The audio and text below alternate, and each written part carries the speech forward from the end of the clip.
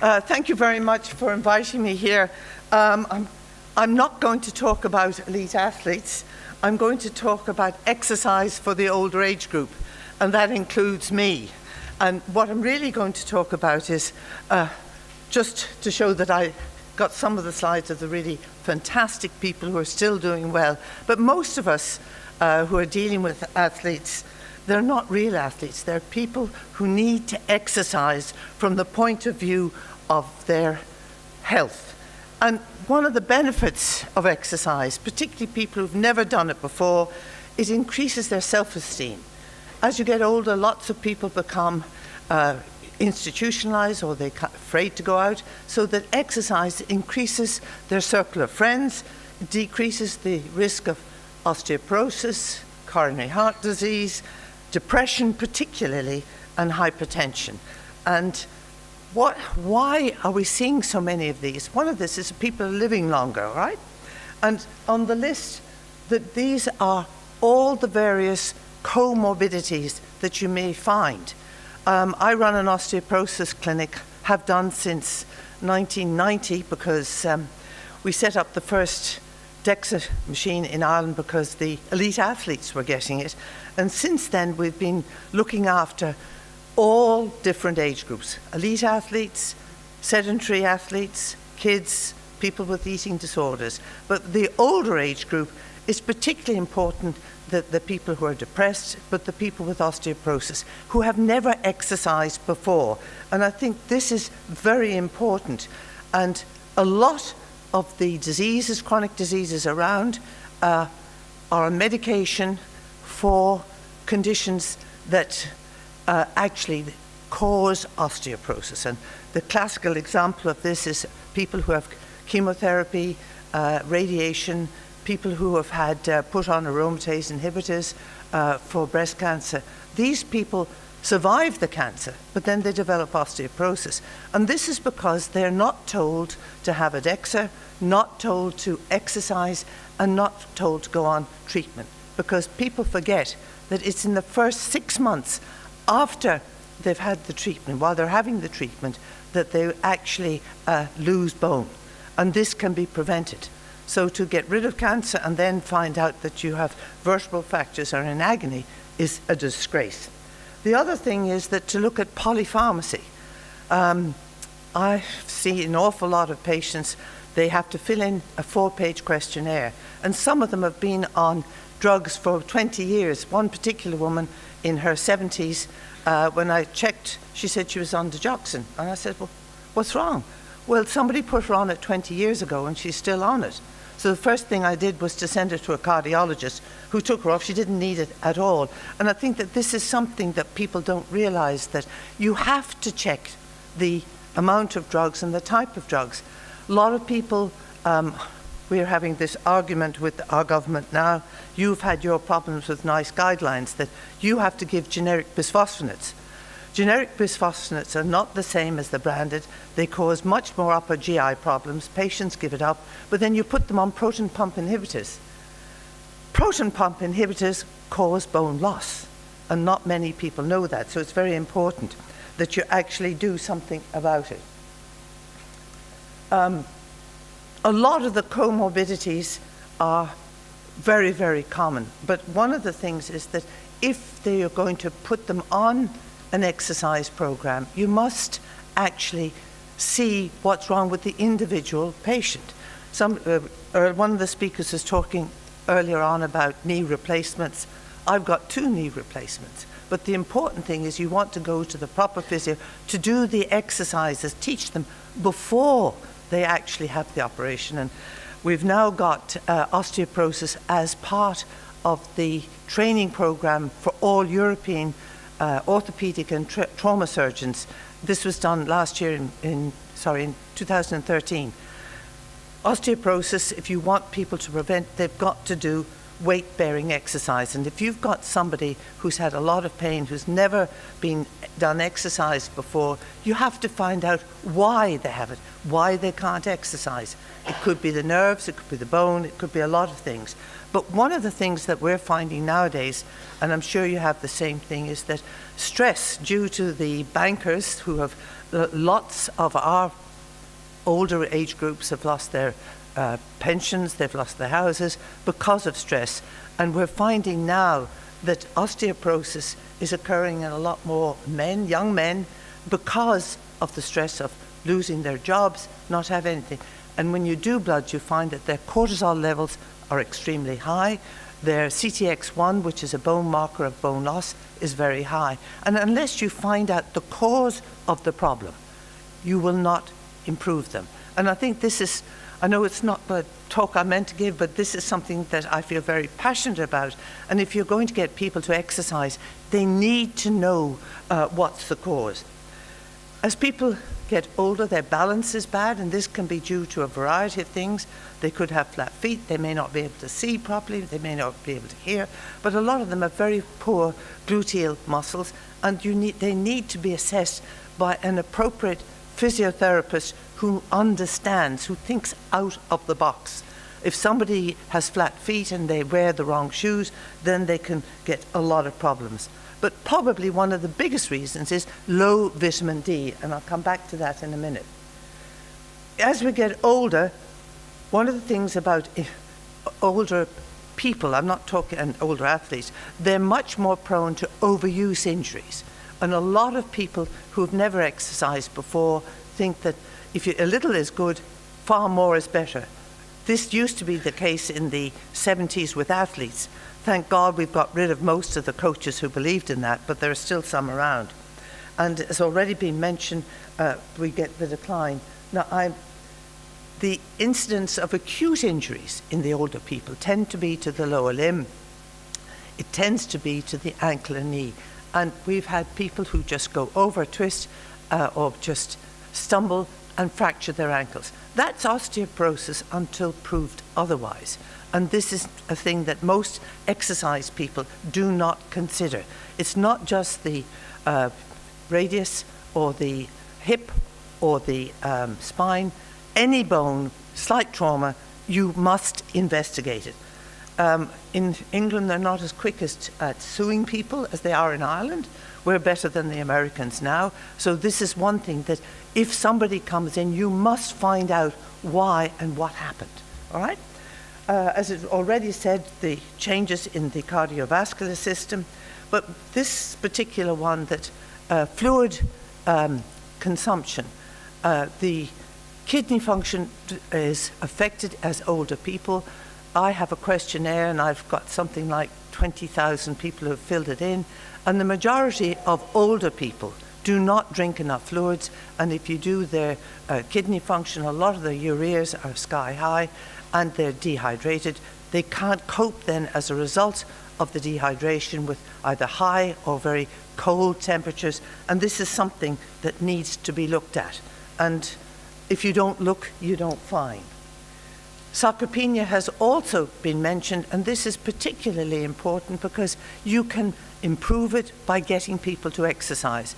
And it doesn't matter, even just getting them to sit in a chair, or if they're wheelchair bound, they can lift it up. And we're doing some studies now in Trinity on paraplegic, and saying by stimulating and by looking at their bone density, this particular individual had a vitamin D level of 24 and osteoporosis. By bringing up his vitamin D, reducing his hyperparathyroidism, that has got him going. So it's important that you can do something about it. And if you don't use it, and I think the biggest thing nowadays, it's not sedentary, it's inactivity. If you look at the number of people here, you're all sports enthusiasts, but the average person doesn't walk more than 15, 20 minutes unless it's part of their job. They sit and watch the television, or they just lie down and go to bed if they get older. So you've got to get them to join. And one of the best things to do is to go dancing. They don't necessarily have to dance with somebody else. They can turn on the music and do it themselves. And a little and often is better than nothing at all. The other point is that the tendons get old, and I did a study years ago, and the Achilles tends to start to degenerate in the 30s.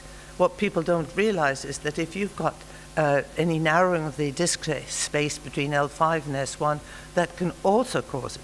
if you've got low vitamin D or low bone density, this is another reason you tend to get far more musculoskeletal problems.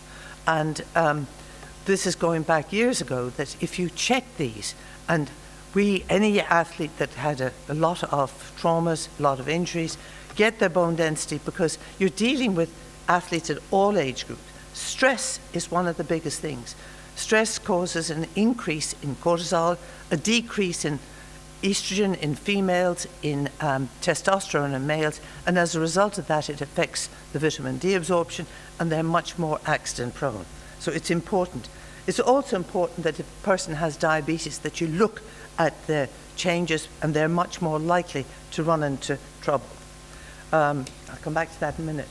But training and the correct nutrition is very important, and it's important that they do weight bearing and strength training.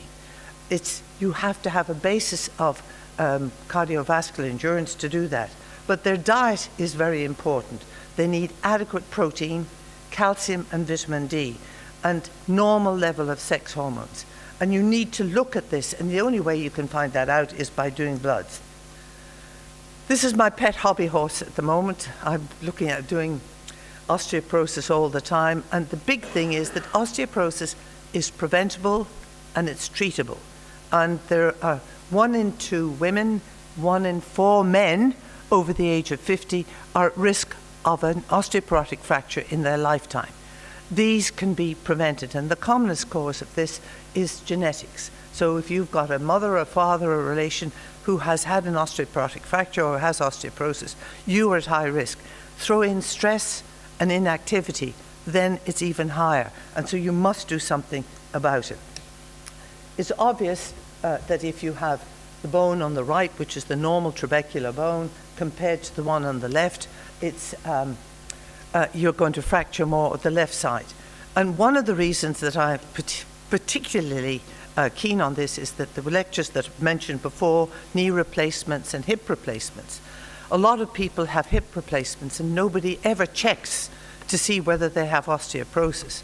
Well, if you've got osteoporosis in the neck of the femur or in the total hip, if you try and put a hip replacement in, it will not work. You can't, and therefore, unless if it's due to a fracture, we'll obviously have to do something straight away. But if it's an elective, you are criminally negligent if you don't do a DEXA beforehand and make sure that it will work. And you get them to do the exercises before a knee replacement or a hip replacement before they actually have the operation. I was lucky. I've had 2 knee replacements, and I have a superb physio that's worked with me since '79. And we did all the exercises beforehand. And it's important, if you're a patient, to try and teach them how to do an exercise when they're in pain and they're befuddled by the medication that's been given to them. If you've taught them beforehand, they will have a much quicker recovery and they will do very much better. All right? Vitamin D is the hot topic at the moment now, and it's important because it's not just the high percentage of senior citizens that have low levels, but a lot of young people have it because the cancer people have done such a good job. They wear a lot of block. If you're wearing block, you cannot get vitamin D.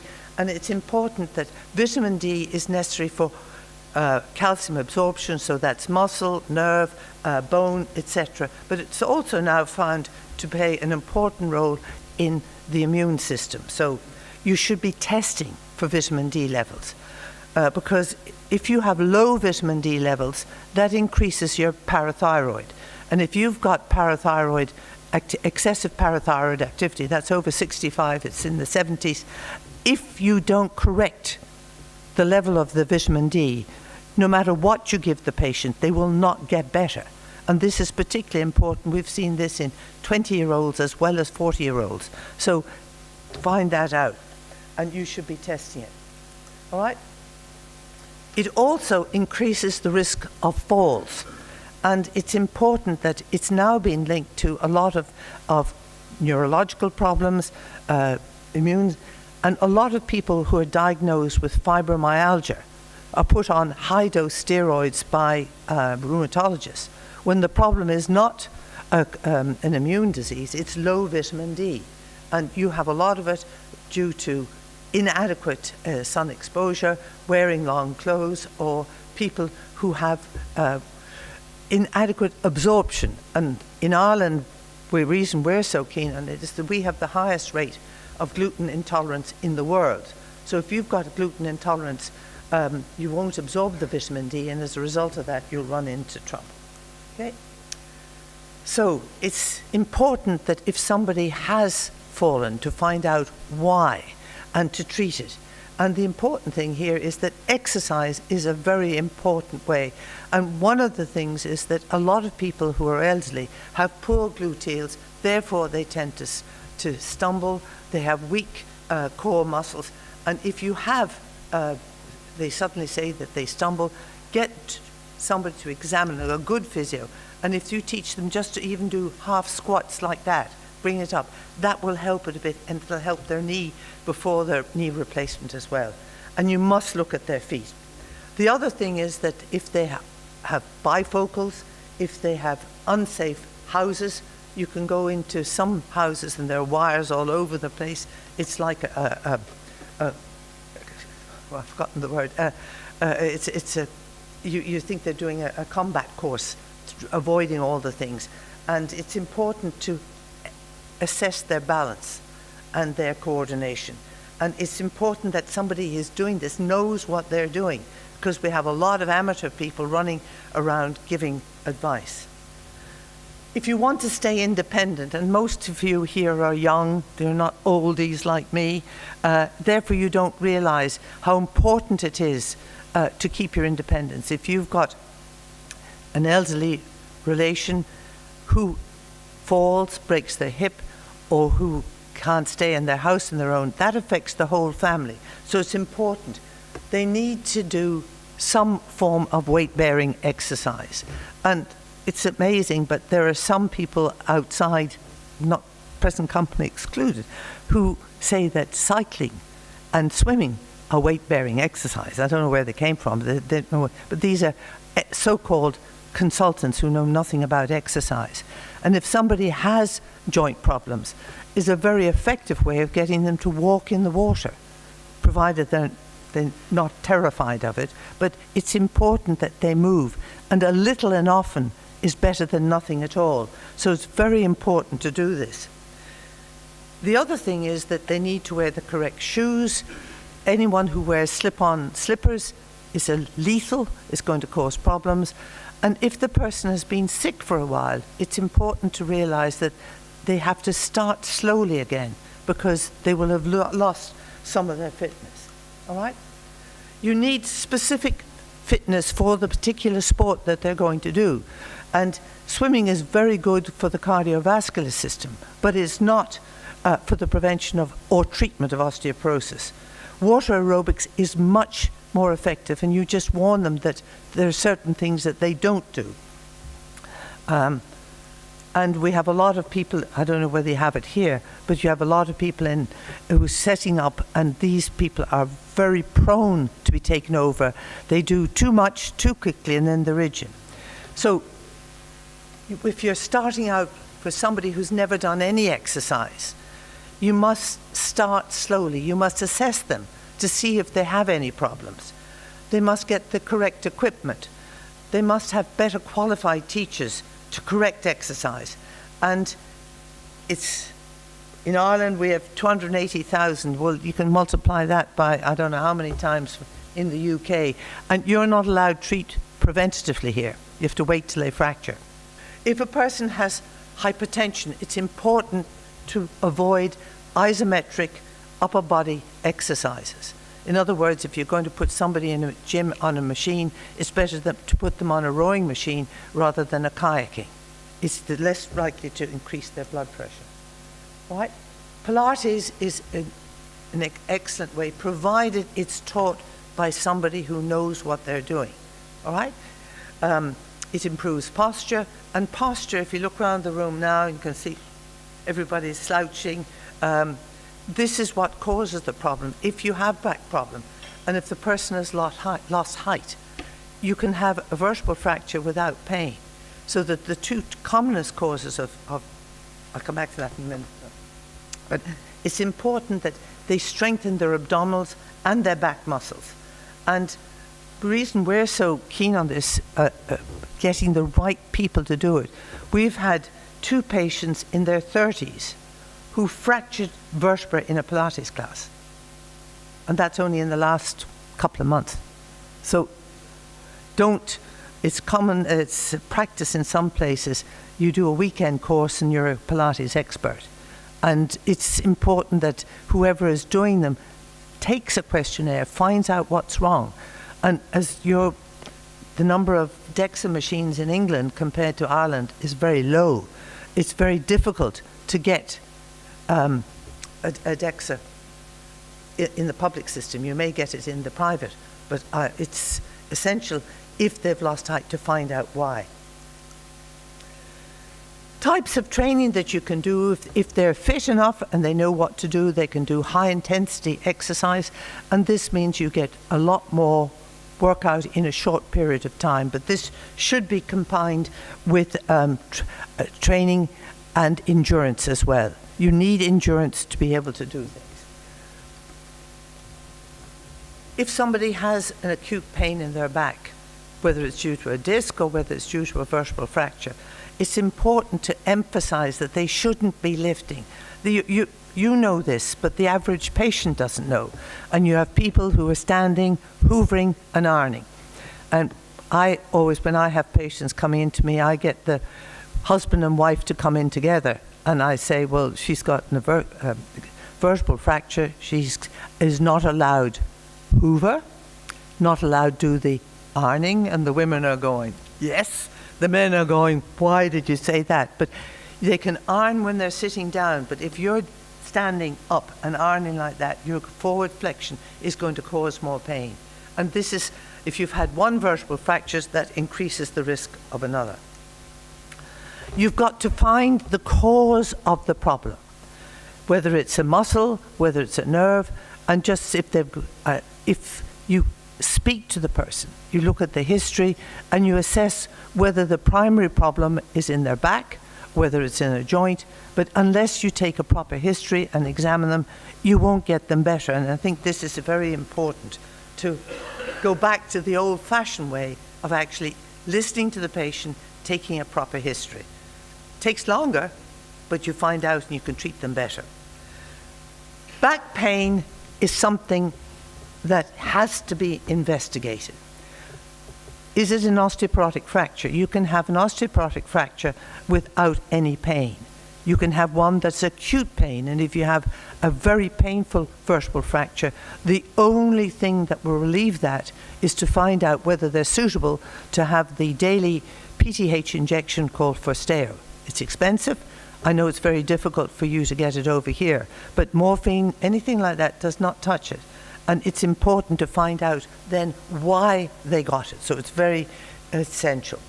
If you do a DEXA and you only do the AP view and not the lateral view, you will miss, because most of people as they get older have a combination of both osteoarthritis and osteoporosis. And you have somebody coming in like that in agony. And if you just do an AP, you say, oh, your bone density is great. But that bone density, the T-score is good because of the osteoarthritic changes. If you do a lateral view, you may find, or it's called an LVA, they could have 2 or 3 vertebral fractures. I don't know how many DEXA units here have LVA. The software is a little bit more expensive, but you can have a normal AP view and vertebral fractures. You have to see whether they've got multiple myeloma, secondary metastasis, they have a spondylolisthesis. The other common causes, degenerative disc disease and facet joint problems. And I had a woman years ago who came to see me with severe back pain. She'd seen her GP for 18 months. She was told, oh, we'll take paracetamol. She had a friend of hers had been, we did a DEXA, and her DEXA was perfectly normal. But she complained of breathlessness. So I said, well, pull up your shirt and see, and I put her lying down. She was 65 years of age. She looked as if she had 6 months pregnant. And when we went into the history, this woman had Meigs syndrome. She had carcinoma of the ovary with secondaries all over the place. Nobody had looked, nobody had asked to find the cause. So it's very important. Just, you have to investigate. You've got to outrule referred pain from other parts, abdominal organs, pelvic organs, infection, tumours, weak gluteals and weak quads, and pronated feet. And this is just a classic history. This was a 70-year-old male who was a swimmer. He swam 1K every day of his life, smoked for 40 years, gave it up then, moderate alcohol intake, and now he has COPD. He tore his right quadriceps tendon, and then 6 months later, he was living in Thailand using just wearing flip-flops. He then tore his right Achilles tendon, and he tore his left Achilles tendon. We did a DEXA on him. It showed that he had severe osteoporosis in his hips. The right one was much worse than the left. We did all the bloods. As he'd lived in Australia and in Thailand, his vitamin D was normal, and we put him on Prolia. He had his right Achilles tendon repaired, and then for the second, which he needed a graft,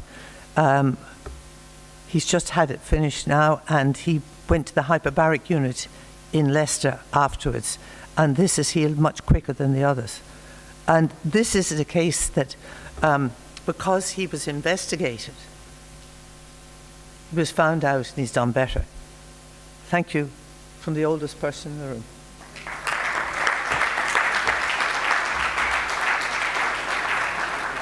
Thanks, Moira. Any questions?